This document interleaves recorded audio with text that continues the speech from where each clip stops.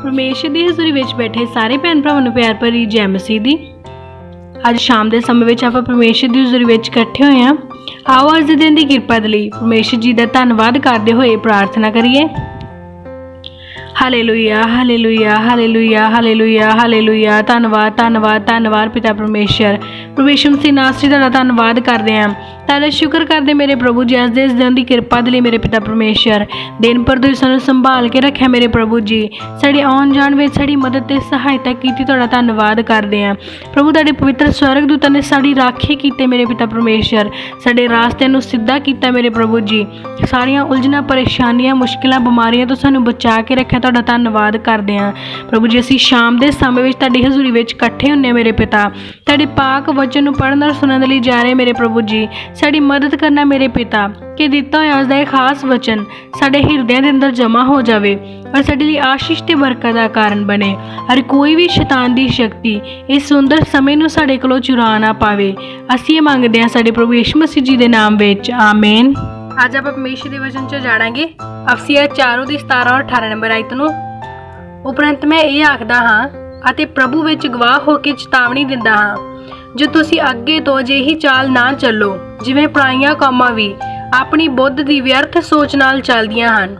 उन्हां दी बुद्ध अन्नी हो गई है ਅਤੇ उस अज्ञान दे कारण जो उन्हां विच है ਅਤੇ अपने मन कठोरता दे कारण वो परमेश्वर दे जीवन तो अलग हो गए। हालेलुया। परमेश्वर दा वचन सानू की दसदा कहंदे कि मैं परमेश्वर विच गवाह हो के तुहानू चेतावनी दिंदा आ। मतलब परमेश्वर दा दास सी जो परमेश्वर दे नाम विच सानू चेतावनी दिंदा सी। वो की कहंदा सी कि अगे तो अजिही चाल ना चलो जिहड़ियां पुराणियां कौमां चलदियां आ, क्योंकि वो जानते सी कि साडी परमेश्वर ने सानू अलग कीता आ, सानू चुनिया आ, सानू वखरा कीता आ, ये सारियां बुराइयां नू साडे तो दूर कीता आ। और सानू वचन च की कहा कि ये सारियां बदियां तो दूर रहो नहीं तो तुसी स्वर्ग राज विच दाखल नहीं हो सकदे। कहंदे तुसी वो काम ना करो जिहड़े पुराणियां कौमां करदियां, क्योंकि तुसी मसीह दे विच बदले होए आ, तुसी वखरे कीते होए आ, तुसी अलग कीते गए आ। कहंदे उन्हां दी बुद्ध तां अन्नी आ, इस करके अज्ञानता वाले काम करदे आ, वो काम करदे जिन्हां विच ज्ञान नहीं हुंदा। और उन्हां दा मन कहंदे कठोर आ, इस करके वो अजिहे काम करदे आ, इस करके वो परमेश्वर तो अलग आ, क्योंकि उन्हां दा मन कठोर आ, उन्हां विच ज्ञान नहीं हैगा। पर तुहानू परमेश्वर ने ज्ञान बुद्ध और समझ दित्ती आ, तुहानू परमेश्वर ने अलग कीता आ। तुहानू उन्हां ने की कहा कि अजिहा जीवन बतीत नहीं करना, इसलिए वो सारी चाल नू छड्ड दिओ जो व्यर्थ दी आ और अजिही चाल जो तुहानू परमेश्वर तो दूर कर दी आ। हालेलुया। नैक्सट आप वचन च देखांगे अफसिया 4 ਦੀ 19 ਤੋਂ ਲੈ ਕੇ 21 नंबर आय तक। ਉਹਨਾਂ ਨੇ ਸੁੰਨ ਹੋ ਕੇ ਆਪਣੇ ਆਪ ਨੂੰ ਲੁੱਚਪੁਣੇ ਦੇ ਹੱਥ ਵਿੱਚ ਸੌਂਪ ਦਿੱਤਾ ਕਿ ਹਰ ਭਾਂਤ ਦੇ ਗੰਦੇ ਮੰਦੇ ਕੰਮ ਲਾਲਸਾ ਨਾਲ ਕਰਨ। ਪਰ ਤੁਸੀਂ ਮਸੀਹ ਦੀ ਅਜਿਹੀ ਸਿੱਖਿਆ ਨਹੀਂ ਪਾਈ। ਜੇ ਤੁਸੀਂ ਕਦੇ ਉਹਦੀ ਸੁਣੀ ਹੈ ਤੇ ਜਿਵੇਂ ਸੱਚਾਈ ਇਸ ਵਿੱਚ ਹੈ ਉਸੇ ਤਰ੍ਹਾਂ ਉਸ ਵਿੱਚ ਤੁਸੀਂ ਵੀ ਸਿਖਾਏ ਗਏ ਹੋ। ਹਾਲੇਲੂਇਆ। ਪਰਮੇਸ਼ਰ ਦਾ ਵਚਨ ਸਾਨੂੰ ਕੀ ਦੱਸਦਾ ਕਿ ਉਹ ਲੋਕ ਕੀ ਆ, ਉਹਨਾਂ ਨੇ ਆਪਣੇ ਅੱਖਾਂ ਕੰਨ ਬੰਦ ਕਰ ਰੱਖੇ ਆ, ਉਹ ਉਸ ਪਰਮੇਸ਼ਰ ਦੀ ਵਿਵਸਥਾ ਨੂੰ ਨਹੀਂ ਜਾਣਦੇ। ਉਹਨਾਂ ਨੇ ਕੀ ਕੀਤਾ, ਆਪਣੇ ਆਪ ਨੂੰ ਸੁੰਨ ਕਰ ਲਿਆ, मतलब अजिहे कर लिया कि सानू परमेश्वर के वचन का कोई फर्क नहीं पैंदा, क्योंकि उन्होंने सच्चे परमेश्वर को जानिया ही नहीं। जब उन्होंने कोई वचन दसिया जाता है तो उन्होंने वो गल्लां चंगियां नहीं लगदियां, पर उन्होंने की किया, अपने आप को लुच्चपुणे के हत्थों में दे दिता ते हर प्रकार के गंदे कामां दे लई वो सारे काम जिहड़े सानू नरक विच लिजा सकदे आ। कहंदे पुराणियां कामां वो काम करदियां आ, पर कहंदे तुसीं अजिहे काम नहीं करने, क्योंकि ये सिक्ख्या तुसीं नहीं पाई। क्योंकि साडे परमेश्वर ने जो सानू सिक्ख्या दित्ती आ वो सानू ये नहीं दसदी कि असीं ये काम करने आ, वो सानू सच्चाई दी सिक्ख्या दिंदा आ, वो सच्चाई दे मार्ग ते चलण लई सानू दसदा आ, सानू वो मार्ग दसदा है जिन्हां ते चल के असीं स्वर्ग राज विच दाखल हो सकदे आ। पर पुराणियां कौमां दी चाल नरक वाल आ, इसलिए तुसीं उन्हां नू फॉलो करके नरक दे भागीदार ना बनो, क्योंकि तुहाडे परमेश्वर ने तुहानू अलग इसलिए नहीं सी कीता कि तुसीं उन्हां लोकां दे पिछे चलो, उन्हां लोकां नालों वखरे इसलिए कीता सी ताकि तुसीं अपनी चाल तां सिद्धी रखो पर होरां आत्मावां नूं भी बचाओ। पर तुसीं उन्हां दी आवाज़ नूं सुनन लग गए, तुसीं उन्हां बदियां नूं ग्रहण करन लग गए। पर परमेश्वर दा दास की कहंदा कि मैं तुहानूं चेतावनी दिंदा है कि अपनी चाल नूं सिद्धी कर लो। क्योंकि ਜਿਹੜਾ ਬੰਦਾ ਪਰਮੇਸ਼ਰ ਵਿੱਚ ਸੱਦਿਆ ਔਰ ਚੁਣਿਆ ਜਾਂਦਾ ਆ ਉਸ ਬੰਦੇ ਦਾ ਮੋਟਿਵ ਹੋਣਾ ਚਾਹੀਦਾ ਕਿ ਉਹਨੇ ਸਵਰਗ ਰਾਜ ਵਿੱਚ ਦਾਖਲ ਹੋਣਾ ਹੈ, ਉਹਨੇ ਆਪਣੇ ਪਰਮੇਸ਼ਰ ਨੂੰ ਪ੍ਰਸੰਨ ਕਰਨਾ ਆ। ਪਰ ਅਜਿਹੇ ਗੰਦੇ ਕੰਮ ਕਰਕੇ ਅਸੀਂ ਆਪਣੇ ਪਰਮੇਸ਼ਰ ਨੂੰ ਪ੍ਰਸੰਨ ਨਹੀਂ ਕਰ ਸਕਦੇ, ਕਿਉਂਕਿ ਇਹ ਹਨੇਰੇ ਦੀ ਚਾਲ ਆ, ਧੋਖੇ ਦੀ ਚਾਲ ਆ। ਪਰ ਸਾਡੇ ਪਰਮੇਸ਼ਰ ਦੀ ਚਾਲ ਸੱਚਾਈ ਦੀ ਆ, ਉਹ ਸਿੱਧ ਮਨਾਂ ਨੂੰ ਜਾਚਦਾ ਆ। ਹਾਲੇਲੂਇਆ। ਇਸ ਲਈ ਸਾਡੀ ਚਾਲ ਵੀ ਸੱਚਾਈ ਦੀ ਔਰ ਸਿੱਧ ਮਨ ਦੀ ਹੋਣੀ ਚਾਹੀਦੀ ਆ। ਅਸੀਂ ਆਪਣੇ ਆਪ ਨੂੰ ਗੰਦੇ ਕੰਮਾਂ ਦੇ ਲਈ ਨਹੀਂ ਦੇਣਾ। ਹਾਲੇਲੂਇਆ। ਨੈਕਸਟ ਆਪਾਂ ਵਚਨ 'ਚ ਦੇਖਾਂਗੇ Efesios 4 ਦੀ 22 ਔਰ 23 ਨੰਬਰ ਆਇਤ ਨੂੰ, ਕਿ ਤੁਸੀਂ ਪਹਿਲੇ ਚਾਲ ਚੱਲਣ ਦੀ ਉਸ ਪੁਰਾਣੀ ਇਨਸਾਨੀਅਤ ਨੂੰ ਲਾਹ ਸੁੱਟੋ ਜੋ ਧੋਖਾ ਦੇਣ ਵਾਲੀਆਂ ਕਾਮਨਾ ਦੇ ਅਨੁਸਾਰ ਵਿਗੜਦੀ ਜਾਂਦੀ ਹੈ, ਅਤੇ ਆਪਣੇ ਮਨ ਦੇ ਸੁਭਾਅ ਵਿੱਚ ਨਵੇਂ ਬਣੋ। ਹਾਲੇਲੂਇਆ। ਪਰਮੇਸ਼ਰ ਦਾ ਵਚਨ ਸਾਨੂੰ ਕੀ ਦੱਸਦਾ ਕਿ ਹੁਣ ਤੁਸੀਂ ਉਹ ਪੁਰਾਣੇ ਚਾਲ ਚੱਲਣ ਨੂੰ ਲਾਹ ਸੁੱਟੋ, ਕਿਉਂਕਿ ਜਦ ਅਸੀਂ ਦੁਖੀ ਸੀ, ਅਸੀਂ ਪਰੇਸ਼ਾਨ ਸੀ, ਅਸੀਂ ਨਵੇਂ ਪਰਮੇਸ਼ਰ ਨੂੰ ਚੁਣਿਆ। ਜਦ ਉਸ ਪਰਮੇਸ਼ਰ ਨੂੰ ਚੁਣਿਆ ਸੀ, ਜਾਣਿਆ ਕਿ ਉਹੀ ਪਰਮੇਸ਼ਰ ਆ, ਬਾਕੀ ਸਭ ਵਹਿਮ ਭਰਮ ਸੀ, ਬਾਕੀ ਸਭ ਸ਼ੈਤਾਨ ਦੀਆਂ ਚਾਲਾਂ ਸੀ, ਉਹ ਸਾਨੂੰ ਬੁਰੇ ਰਾਹਾਂ ਤੇ ਪਾਉਂਦੇ ਸੀ। ਅਸੀਂ ਬੜੇ ਪਾਪ ਕਰਦੇ ਸੀ, ਅਸੀਂ ਪਤਾ ਨਹੀਂ ਕੀ ਕੁਛ ਕਰਦੇ ਸੀ ਆਪਣੇ ਆਪ ਤੋਂ ਉਸ ਬਦੀ ਨੂੰ, ਉਸ ਬਲੀ ਨੂੰ, ਉਸ ਬੁਰਾਈ ਨੂੰ ਟਾਲਣ ਦੇ ਲਈ। ਕਹਿੰਦੇ ਪਰ ਹੁਣ ਜਦ ਤੁਸੀਂ ਨਵੇਂ ਕੀਤੇ ਗਏ ਆ, ਜਦ ਤੁਸੀਂ ਪਰਮੇਸ਼ਰ ਨੂੰ ਜਾਣ ਲਿਆ ਆ, ਉਹਦੀਆਂ ਗੱਲਾਂ ਨੂੰ ਸਮਝ ਲਿਆ ਆ, ਫਿਰ ਤੁਸੀਂ ਉਸ ਨਵੀਂ ਇਨਸਾਨੀਅਤ ਨੂੰ ਪਹਿਨੋ ਜਿਹੜੀ ਪਰਮੇਸ਼ਰ ਨੇ ਤੁਹਾਡੇ ਲਈ ਤਿਆਰ ਕੀਤੀ ਸੀ, ਔਰ ਉਸ ਪੁਰਾਣੀ ਨੂੰ ਲਾਹ ਸੁੱਟੋ, ਕਿਉਂਕਿ ਉਹ ਪੁਰਾਣੀ ਇਨਸਾਨੀਅਤ ਲੈ ਕੇ ਤੁਸੀਂ ਨਵੀਂ ਜਗ੍ਹਾ ਤੇ ਦਾਖਲ ਨਹੀਂ ਹੋ ਸਕਦੇ। ਉਹ ਨਵੀਂ ਜਗ੍ਹਾ ਸਵਰਗ ਹੈ, ਔਰ ਸਵਰਗ ਵਿੱਚ ਜਾਣ ਲਈ ਤੁਹਾਡੇ ਆਤਮਿਕ ਕੱਪੜੇ ਨਵੇਂ ਹੋਣੇ ਚਾਹੀਦੇ ਆ।